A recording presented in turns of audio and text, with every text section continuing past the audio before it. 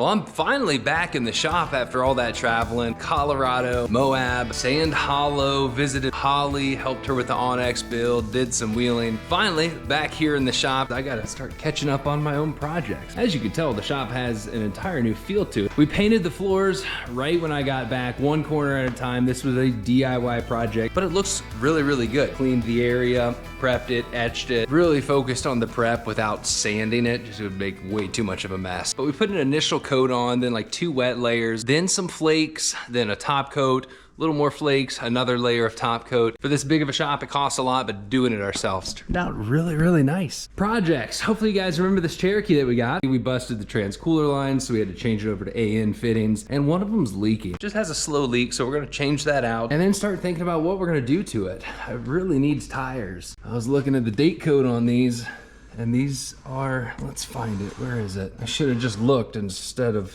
hold the GoPro. So DOT, it's gonna say 1817. So these are back in 2017, which for us old folks sounds like they're pretty new, but in reality, those are fairly old tires. Still getting a little bit of death wobble in this thing. All the steering and everything checks out good. Thinking it's the tires contributing to it. Back to what I was talking about. When I was gone wheeling, Cassie saw a puddle whenever she parked. It wasn't a huge puddle, but it was definitely red ATF. So we got it on the lift. Sure enough, it's right there. I tightened it down, tried reseating it. Didn't work. The fitting is just bad. But luckily, I have a good part to put in its place.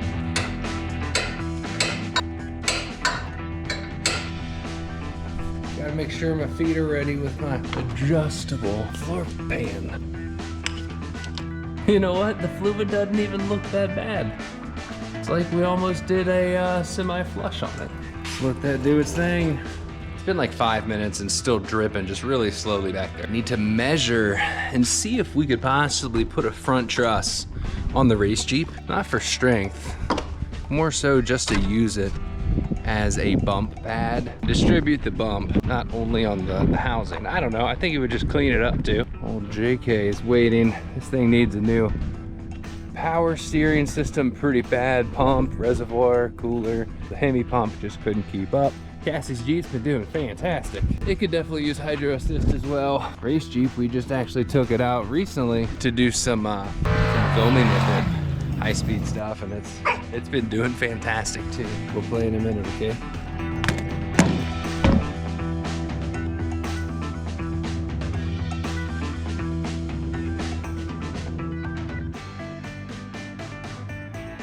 So my issue is that there's not an off-the-shelf truss that works with this axle. It's an advanced driveline, 40 spline, 4-inch axle tubes, proprietary diff housing. So I'm looking at a few different truss options, and this looks like it might fit, but it's for a 14 bolt. We only have to open up the edges, cope it up to 4 inches. I can shorten it, and it would go to our upper 3-link tower all the way over to there. Ooh, but I forgot about how much clearance our harmonic balancer takes up in here. So it has to be a mini truss stop on the tube here, profile up, flat top, so we can put an adjustable bump mount and then come back down right here without interfering with anything. We could just notch that section out and replate it. That got me really nowhere. We might have to fabricate it to get exactly what we want. To be determined. If any of you guys know, if anybody makes like a tiny, just mini truss, low profile, ideally from the top of the tube, no more than 5 inches, and a spread like cast to cast, let's say like 17.5 inches, where it would triangulate to, you know, 7 or 8 inches flat top, whatever that calculus comes out to be. Pretty basic math. Actually, I have learned that it is a forgotten skill. When you bring back the show, are you smarter than a 5th grader? And just, man, are you smarter than Ben? You know, I have like a 3rd or 4th grader that can remind you just how much you have forgotten. Old Hemi here, 392, 8-speed swap, DIY kit. Did it right before the JL came out with the 392. Loving it because I was able to throw a V8 in a Jeep that I had already built. DIY tons, 40s. These are the stickies, green label Laturos. They do well, not 100% true sticky, but much stickier than the DOT version. Might be time to pull this in a shop. Give her a little refresh. You know, a lot of the paint underneath. There's some old brackets we're not using anymore. I would love to put a fuel cell in this. Triangulate the rear to a 4-link coil over so we can actually use the speed from this Hemi Oh, YJ, this thing's been sitting here for like 2 years. CUCV axle, so that's a Kingpin 60 front, 14 bolt rear, both geared at 456 from the factory with lockers. Those could just bolt right under this leaf spring frame, clean it up a bit. AMC V8 under the hood. I mean, it's ready to go as like an old school classic crawler. Definitely just needs a lot of time invested in it. All right, that is an overall update on the rig situation. I think the dripping is slowed down to a quite manageable level. I'm hoping to be able to put the new one on under the Jeep without removing the whole line and bringing it to the bench assembly and doing it. That's the proper way to do it. Yada yada. Hey, come on, let's go in the shop. Let's cool off. I know. Well, it's actually not even that hot. He is a princess. And unless his water bowl is refreshed with nice cold ice water, he won't drink it. Please, show the people that you know what you're doing. Show the people that you're quite smart. No, just because you got 2 balls. You can't do that. No, Shadow, what have you done? This is why you get put in the fence. It's because I have the camera out. Are you nervous?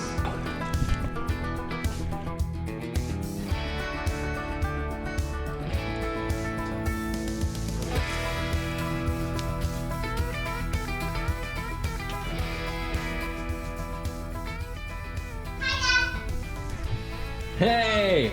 Welcome home! Who gave you that? What was your favorite part of school today? I'm gonna say math test. We have to do 120 problems in 5 minutes. Did you do good? Yeah. Only 3 equations were like blurry and messed up. I might not pass, but like... Only 3 were blurry and I couldn't see what the questions were. You couldn't tell what they were? No. The teacher will probably give you a little. Like, she'll let that slide. Emma, what was your favorite part about today? Math test. I mean, holding the doors. Oh, you were the door holder? So she didn't have recess. You didn't have recess? Yeah. They never tell me this stuff until we break the camera out. And they're like, oh yeah, we don't get to go to recess. So you're full of energy today. Yeah. So you ready to help work? And now that I'm looking at it, it looks like this other one is suffering the same fate. We need to take it for a test spin to make sure the trans gets up to temp, check the fluid level, make sure everything's happy. We didn't lose but maybe half a quart, so we should be fine. Figured I would go ahead and It's my luck. It's literally been sitting there for like 2 minutes. I took pictures on my phone. Mock-up example, kind of at ride height. So the jump from like 27s or 28s is gonna give us up naturally about 1.5 inches. So we're going to 31s. We're keeping it very budget friendly on the first end, which means add a leaf in the rear, maybe a shackle extension, like a longer shackle. And in the front, probably gonna do spacers. And the great thing is, all this is budget friendly. We needed tires anyway, so jumped up to 31s because found an insane deal at Walmart, $100 a tire. The wheels are from Rough Country, pretty decent price. It's hard to find like really cool 15-inch wheels nowadays.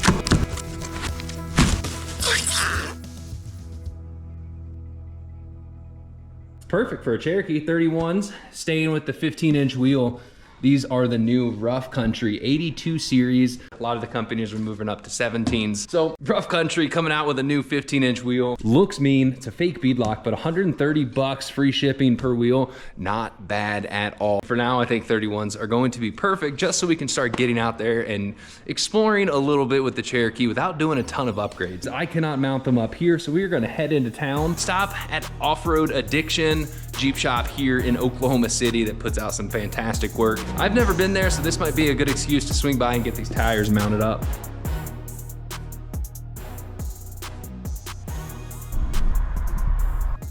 I'm Ricky, Offroad Addiction. Heck yeah, I'm the cameraman over here, and I'm the resident jester. Fantastic videos, guys, so check them out. A lot of behind the scenes of what goes on here on their YouTube channel. This is our shipping and receiving. We got Jude here, he does all of our shipping and receiving, where we store all of our extra parts, like wheels and tires. These are parts that are getting ready to go onto a job. This is inventory that stays here all the time, so if we need something, we should come grab it. We got our full alignment bay. We do a lot of alignments. Here we got our tire bay. We can mount, we can balance, our new balancer. It doesn't look new because it's been used, but. Looks like you're having a fun day with this guy. Wow. Yeah, it's one of 5. Thankfully enough, this is the last one. those are 24 by 14. I feel bad for you now. Yeah. That's I try not to look because it just. Hey, after this, a set of 31s on 15s. No sweat, easy day. Cake. Then this is where the fun happens. Holy moly, this thing just keeps going. Oh yeah, it's like Narnia back here. Oh my goodness. Yeah, so they're fab shop. So any cutting, welding, grinding, full builds are all done back here. And then this desk over here is where I do all my magic for YouTube. This is the editing room right here. Yep. I guess where the magic happens. See some old projects. Are these, you know, eventuallys, or are those on the list currently? Waiting on parts on both of them. This is gonna get Dana 44s off of JK. Okay. It's got a 5.3 liter LS in it right now, I think. This one, we're just waiting on the top one to get done. Alex is over here. This is where we keep all of our metal. We got a brake back there against the wall, our lathe, and a mill. This is what we call the pit. Because it's just where we store all of our junk that we can't get rid of. Well, it makes sense. It's in the middle of both shops, Yeah, so you just bring all the junk in. The floor is amazing. Yeah. So the pit was a good name for it. And then this is our bolt-on shop. Bolt-on shop. Customers getting lifts, wheels, tires, bumpers, all that stuff comes back here. And then we'll show you our newest addition. Okay, we got a Ultra 4 track back here. Yeah. Ultra 4 track. Oh, perfect. You got rock crawling and everything. We have 124 scale RC cars. We come back out here at lunch. Yeah, you got all kinds of. That is cool. Yeah. Our old shop was just right up the road, about half a mile, and it was about this big. Yeah, just one of these. Yeah, my shop is about this big. That's it. It works. It works. It's enough. We built an Ultra 4 in there, so. Exactly, and I'm also not working on Yeah, 20 things. 20 things. You know, I'm working on like 5 Jeeps at once, and that's pushing it. So. Oh yeah. Kitty litter. I'll trip.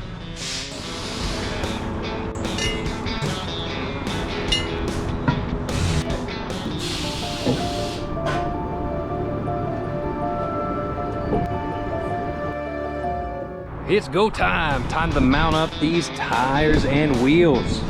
They're 15s, but I keep them clean. 15s, but I keep clean. Keep them clean, man.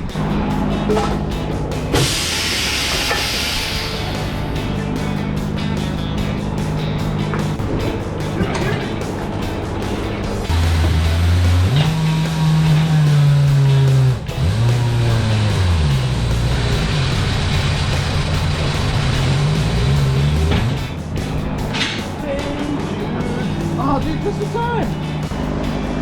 Oh, he is a tire pro. Yellow dot on the valves. I'm glad to see that. You know how many tire shops I've taken my tires to? And those paint things don't mean nothing. Mean nothing. Yeah, we had to use 38 ounces to balance it. That's just a tire. From what I'm seeing, all I know is that whenever NASA needs somebody to mount tires on the rover, I know who they're calling.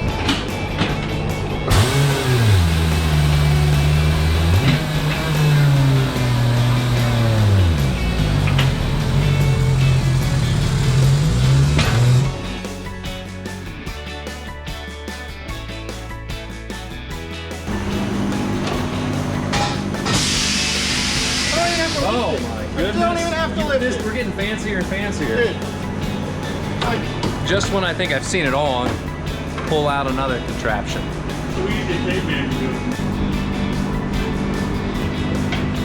What's your guess? What are you guessing? 4 3/4. Oh, I'm gonna say 5.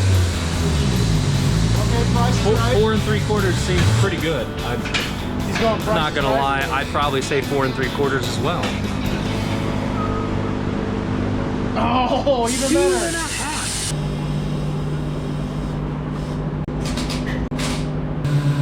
Let's see, what's your guess? I'm saying 3.5. Oh, 2. dang Jeez, it. they keep getting better and The better. next one is 150. It's just out of the blue, a wild. Well, and it's time for the last one. Guesses? I'm going back to 4 3/4. 4 3/4. I'm going a little lower. Sticking to 3.2. What? 0, baby. 0. When's the last time you saw that? It doesn't. It doesn't happen. I mean, that's beautiful.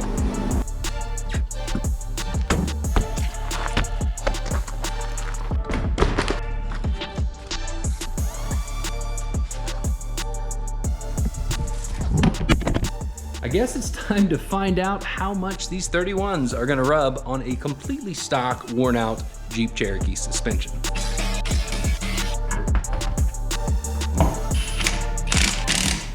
Well, it bolts up, but the question is, will it fit? Sorry, bud. Oh boy, that is tight. That is tight. We better not go over any bumps. Looks good though.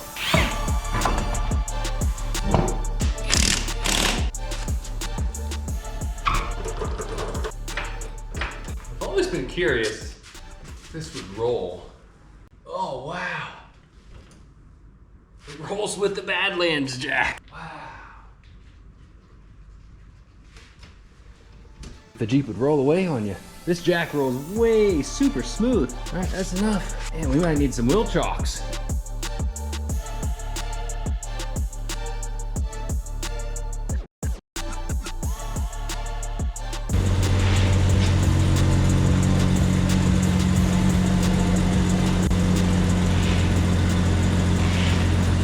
Oh yeah.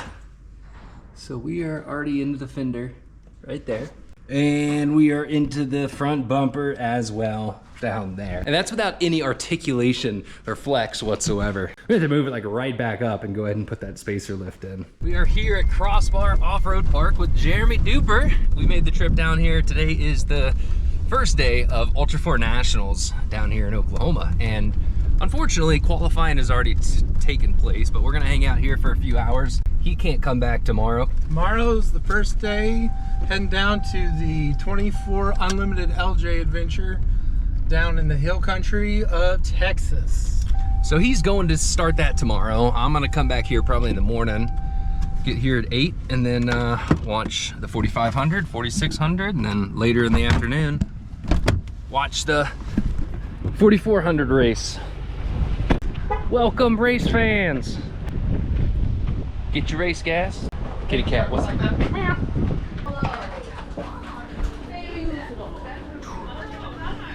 What's up? Oh boy, we are here. Outlaw Off-Road over there. Go see what Doug, see how he's doing. I think he did pretty good during qualifying. I saw him post something on Facebook.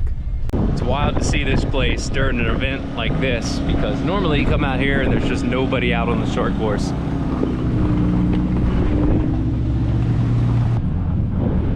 Well, I think we found the best spot in the house for the start of the race here, up on a bunch of railroad ties. You know, they're a little loose, but it's not too sketchy. So UTV race is about to start off. So today's UTV, there's 2 different races, I think stock, class, and whatever else. It turns out we didn't get the best viewing spot. The starting line is not there. That's the lineup line. Starting line is over yonder.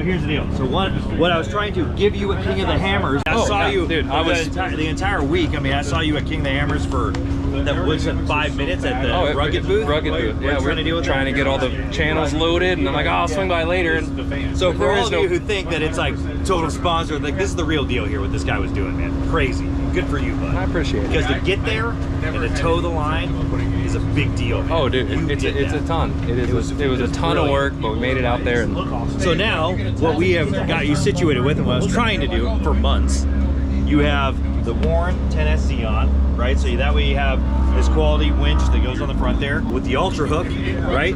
It's not by chance that now this year Warren has been the official winch of King of the Hammers, and Factor 55 is the official recovery gear of King of the Hammers. So when we invented and came out with the Ultra Hook, Ultra 4, Ultra Hook. Right, that's where that came from. And we've been doing to finally develop into a real world tool or piece, right? Everybody's seen a soft shackle. Yeah, right? no, there's no knot. Where's the knot? Where's the knot, right? So what this is that this is actually called the hammer loop. Ultra 4, Ultra Hook, hammer loop. Take this skinny end and it feeds right through the eyelet at the end of the Ultra Hook. You take the big end, that goes through here, and this chokes down on top of the eyelet. So now that's choked there. So now I literally can go up to anything, snap in, start winching, unsnap, and I'm done. You can wrap this around the axle housing, and it's long. Cage. You added extra length to wrap it around stuff instead of just a soft shackle. Yeah, axle housing. Yeah, dude, and you got a braided sleeve that's on here to protect this. It's got a 28,000 pound braking strength, so it's still 10,000 pounds stronger on average than your synthetic winch rope. So now you know that you can attach this to anything that you need to, right, as a quality piece of rigging. So it's all built into one unit. So that's race car stuff. We have our RRP, right? So that's our soft shackle pulley. So that's for the race car, right? In case you need it, super lightweight to keep it in the door bag. Then the other thing that we came up with KOH this year, and why you need this for the hammers, this is the hammer strap. The problem with this is it's 30 feet long. For racing purposes, here, hold that. Yeah. That's 10 Heavy, pounds. big. That's one of the issues we ran into. It's just space. So you're running up the hill, right? Especially with the co-driver. Oh yeah. Getting him right, busting his ass. It's in his feet. This is too heavy. We don't need that. That's for towing. Then we came up with the hammer strap. Now hold this one. Doesn't weigh anything, right? So this thing is about sub 4 pounds, specifically designed for use out of King of the Hammers. This strap is only 20 feet long instead of 30. So it's shorter, easily more manageable. It's got folded eyes, so it's easier to connect to and grab into this, and so they stay kind of open even under load because they're folded and pinched over and sewn in there. But then it's got this Cordura sleeve over top the whole middle to protect the strap when it goes around rocks. Yeah. But one thing that's even better about that is look at this. Center line marker or something, or? Exactly. Okay. It's a visual indicator. It's little things like this, guys, that, you know, how can you improve a tow strap? These guys figured it out and are making products that are actually useful and have products that are designed for specific applications. Even if it saves 10 seconds out there racing, it could be worth it. And even just on the trails, like he was talking about, having a center line, there's a lot of really cool, neat features that are available. Right? You know? If you can do it faster here and safer, then it's only going to make your experience off-road faster and safer and better. So we're gonna load this stuff up, and the side-by-side guys are off on the course somewhere. Trying to make our way back to Rock Face because that's kind of where the action's happening. You can see them pass. But to get out there, I mean, we got a Jeep rolling through. You can tell that the road is definitely more so like a little trail. What you say, Jeremy? What you say? Well, Jeremy said no and we turned around. Street tires on a truck out there, not the best idea. We hung out for a little bit, headed home, and unfortunately I wasn't able to get out there the next day, but we did watch the races on TV with Cassie and the kids. The past few days have been very eventful. We got the 31s on the Cherokee. Unfortunately, they don't fit. We do have everything needed to make it work. We got a little budget-friendly lift kit over here, and that's going to be in the next video. But for those of you who are curious, why we didn't race down there at Crossbar this year? Simple answer, money and time. It would have been about $3,500 just to go race, and clearly, there are other projects that need attention. Second, time. I'm actually heading down tomorrow, which is Sunday, to Texas, go do some Coast Guard work down there. And then once I'm back, it is time to finish up the Cherokee, bring the race rig in here, and start prepping that for hammers. The last thing I wanted to happen was go out there, break something, and then spend the next few months really, trying to get it back together. Ultra 4 is coming back to Oklahoma in April of 25. All my local guys, if you want to come see us race, we will be out there. But that is it for this video, guys. Thanks for watching. Please give the video a thumbs up, subscribe to the channel, and I'll see you next week either with another XJ video or who knows what else.